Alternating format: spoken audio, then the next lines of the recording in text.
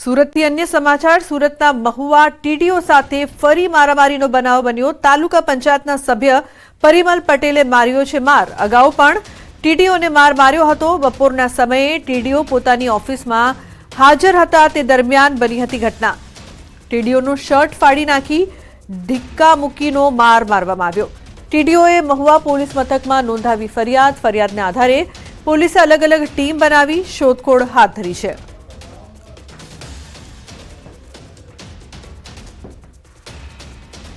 જે અંદર ચેમ્બરમાં ઘૂસી અને ટીડીઓશ્રીને માર મારેલ છે અને જેની માર મારીને તેઓ નાસી છૂટ્યો છે એટલે એ બાબતે ટીડીઓશ્રીને અમે ફરિયાદ દાખલ કરવામાં આવી છે। માર મારી નાસી છૂટેલ ઈસમ જે પરિમલ પટેલ જેને શોધખોળ કરવાની અત્યારે કાર્યવાહી ચાલુ છે। આમાં અગાઉ પણ એને આ રીતે જ ટીડીઓશ્રીને ચેમ્બરમાં ઘૂસી અને એને માર માર્યો હતો। સમાચારમાં આગળ કરીશું વાત ભેળસેળનો વેપલો।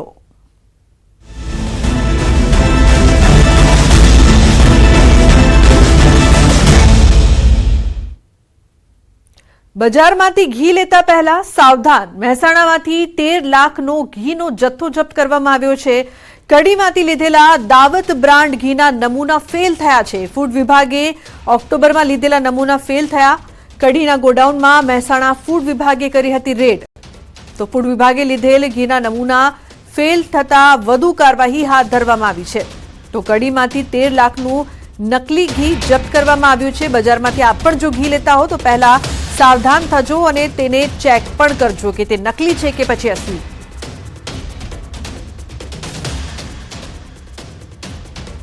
તો બનાસકાંઠામાં ભેળસેળિયા ઘીના વેપલાનો પર્દાફાશ। જાણીતા ઘીના ડુપ્લિકેટ લેબલનો ઉપયોગનું ષડયંત્ર। બનાસકાંઠાના ફૂડ વિભાગની કાર્યવાહીમાં આ ખુલાસો થયો છે। ચડોતરની પેઢીમાં ચાલતો હતો ગોરખ ધંધો।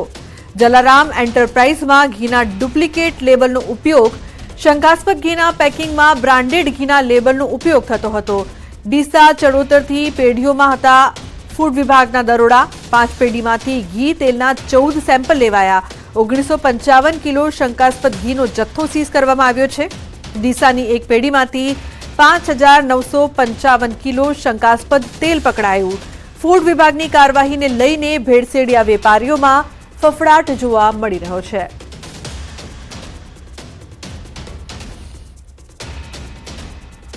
ખાદ્ય ચીજો બજારમાંથી ખરીદો તો અચૂક ચેક કરીને જ લેજો। ભેળસેળ નકલનો વેપલો ફૂલ્યો ફાલ્યો છે। નકલી દૂધ નકલી પનીર જ નહીં, હવે તો મસાલા પણ નકલી જોવા મળી રહ્યા છે।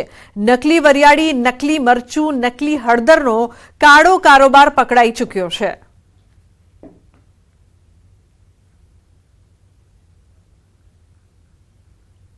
અરવલ્લીમાં અકસ્માતનો બનાવ સીસીટીવીમાં કેદ થયો છે। ભિલોડાના ઘાટી પાસે બાઇક કાર વચ્ચે અકસ્માત સર્જાયો। અકસ્માતમાં બાઇક સવારનું મોત નીપજ્યું, અન્ય એક ઘાયલ।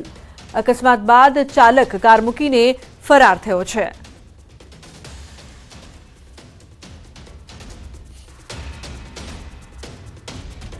તો ખેડામાં ગમખ્વાર અકસ્માતમાં 2 લોકોના મોત નીપજ્યા। પોલીસકર્મી પુત્ર અને માતાનું કરુણ મોત નીપજ્યું। નીલગાયનું ટોળું રોડ પર આવતા અકસ્માત। ખેડા કેમ્પ પાસે ગત રાત્રે સર્જાયો હતો અકસ્માત। મહેમદાબાદ ફરજ બજાવતા હતા પોલીસકર્મી। નીલગાય અથડાતા કાર ઝાડ સાથે ટકરાઈ। ગાડીમાં સવાર પત્ની સહિત અન્ય લોકોને ઈજા પહોંચી છે।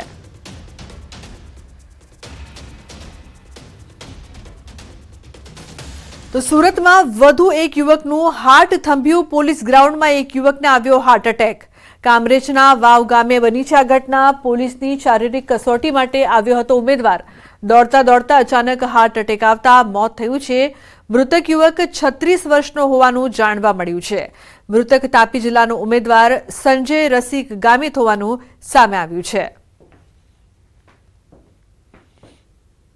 રનિંગ દરમિયાન 12મા રાઉન્ડના અંતે ટ્રેક ઉપર બેહોશ થઈ ઢળી પડતા તેઓને ફરજ પર હાજર ડૉક્ટર શ્રી ચિરાગ કટારિયા નાઓએ CPRની પ્રાથમિક સારવાર શરૂ કરેલ। ખોલવડ ખાતે આવેલ દિનબંધુ હોસ્પિટલમાં લઈ ગયેલ, પરંતુ ફરજ પરના ડૉક્ટર શ્રી નાઓએ તેમને મૃત જાહેર કરેલ।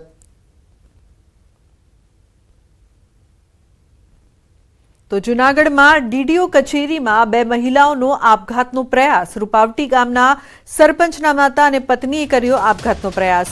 કચેરીમાં ઝેરી દવા પીને આપઘાતનો પ્રયાસ કર્યો. બંને મહિલાઓને સારવાર માટે હોસ્પિટલ ખસેડાઈ છે. તો ઉપસરપંચ અને તલાટી મંત્રીએ મળીને સરપંચની ખોટી સહી કરી હોવાનો આક્ષેપ. બંને મોટા દબાણ કર્યા હોવા છતાં કોઈ કાર્યવાહી ન થતી હોવાનો પણ આક્ષેપ. તો ઉપસરપંચ અને મંત્રી વિરુદ્ધ અનેક રજૂઆતો છતાં કાર્યવાહી ન થતા રોષ. અમને જાનથી મારી નાખવાના હુમલા કરવામાં આવેલ છે અને એ લોકોએ મોટા પાયે ઉચાપત કરી છે અને દબાણ કર્યું છે. એની અમે કાર્યવાહી કરીએ એટલે અમને હીખે જીવવા નથી દેતા અને અમારી માથે હુમલા કરે છે અને ખોટા કેસ કરી અને અમને ફસાવે છે. પોલીસ વિભાગ અમારી એક પણ અરજી લેતા નથી. અમારે ન્યાય જોઈ અને એ લોકોને કાયદેસર સસ્પેન્ડ કરવામાં આવે ને એની માથે સજા એને પોલીસ ફરિયાદ દાખલ કરવામાં આવે. તો અજય ઇન્ફા કોન્ટ્રાક્ટરની વધુ એક કાળી કરતૂત સામે આવી છે. અમદાવાદના હાટકેશ્વરનો બ્રિજ જેણે બનાવ્યો હતો તે અજય ઇન્ફ્રા કંપની સામે બનાસકાંઠામાં પણ એક ફરિયાદ નોંધાઈ છે. બનાસકાંઠાના શિહોરીમાં ન્યૂઝ 18ના અહેવાલની ધારદાર અસર થઈ. શિહોરી નજીક બનાસ નદીના પટમાં રેલવે ઓવરબ્રિજ નબળી ગુણવત્તાનો હોવાનો ન્યૂઝ 18એ 1.5 વર્ષ અગાઉ અહેવાલ પ્રસારિત કર્યો હતો. અહેવાલ બાદ બ્રિજ બનાવનાર મહેસાણાની MS અજય એનજી ઇન્ફ્રા લિમિટેડ સામે શિહોરી પોલીસ મથકે પોલીસ ફરિયાદ નોંધી છે. મહત્વનું છે કે બ્રિજમાં સળિયા પણ દેખાવા લાગ્યા હતા. ત્યારે અહેવાલ બાદ બોમ્બેથી રેલવે વિજિલન્સની ટીમ બ્રિજની તપાસ કરતા નબળી ગુણવત્તાનો માલુમ પડતા કંપની સામે ફરિયાદ નોંધાઈ છે. હવે એક નજર એ કરી લઈએ કે આ બ્રિજ ક્યારે બન્યો અને કેટલા રૂપિયાનું પાણી થયું. અંદાજે રૂપિયા 100 કરોડનો ખર્ચ બ્રિજનો વર્ષ 2011માં કોન્ટ્રાક્ટ અપાયો. વર્ષ 2013માં બ્રિજની કામગીરી પૂર્ણ થઈ. વિજિલન્સ તપાસમાં નબળી ગુણવત્તા સાબિત થઈ. હવે એક નજર વિજિલન્સ તપાસમાં શું ઘટસ્ફોટ થયો તેના પર કરીએ. તો M35 ગ્રેડના કોન્ક્રીટની ગુણવત્તા મુજબ માપદંડ નથી. રેલવે કોડની સ્થાપિત પ્રક્રિયાનો પણ અભાવ. બ્રિજની ઊંડાઈ 12.3 મીટરને બદલે 10 મીટર. કોન્ટ્રાક્ટ અગ્રીમેન્ટનું ઉલ્લંઘન કર્યું. રેલવેની ગાઈડલાઈનનું પાલન પણ નથી કરાયું. રેલવે સાથે વિશ્વાસનો ભંગ અને છેતરપિંડી કરી. બ્રિજના પાઇલમાં હલકી ગુણવત્તા હોવાથી ખામી. ટ્રેનના મુસાફરો માટે મોટું નુકસાન થવાની પણ ભીતિ. હવે સૌથી મોટી વાત તો એ છે કે વારંવાર વિવાદોમાં રહેલો અમદાવાદનો હાટકેશ્વર બ્રિજને પણ તોડી પાડવામાં આવ્યો છે. 42 કરોડમાં બનેલો હાટકેશ્વર બ્રિજ તોડીને નવો બનાવવાનો ખર્ચ 118 કરોડ. તો આ કરોડ રૂપિયાનું પાણી કરનાર કંપનીએ જ બનાસકાંઠાનો આ બ્રિજ બનાવ્યો હતો. એ જ કંપનીએ 2 ભ્રષ્ટાચારના બ્રિજ બનાવ્યા.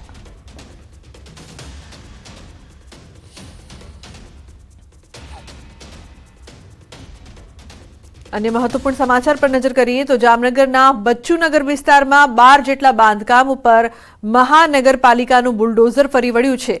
રંગમતી નાગમતી નદીના પટમાં 98,845 ચોરસ ફૂટ જગ્યા ખુલ્લી કરવા માટે ડિમોલેશન કરાયું. આવનારા સમયમાં રિવરફ્રન્ટ પ્રોજેક્ટને લઈને આ કામગીરી કરવામાં આવી રહી હોવાનું સામે આવ્યું છે. વહેલી સવારથી જામનગર શહેર ડીવાયએસપી જયવીરસિંહ ઝાલા ઉપરાંત સિટી એ ડિવિઝન અને LCB SOG સહિતના પોલીસ સ્ટાફ સાથે મહાનગરપાલિકાની એસ્ટેટ વિભાગની ડિમોલિશન કામગીરી હાથ ધરી છે. જેમાં 17 કરોડથી વધુની કિંમતના દેશી 1000 ફૂટથી વધુ બાંધકામ તોડી પાડવા માટેની કાર્યવાહી હાથ ધરાઈ છે.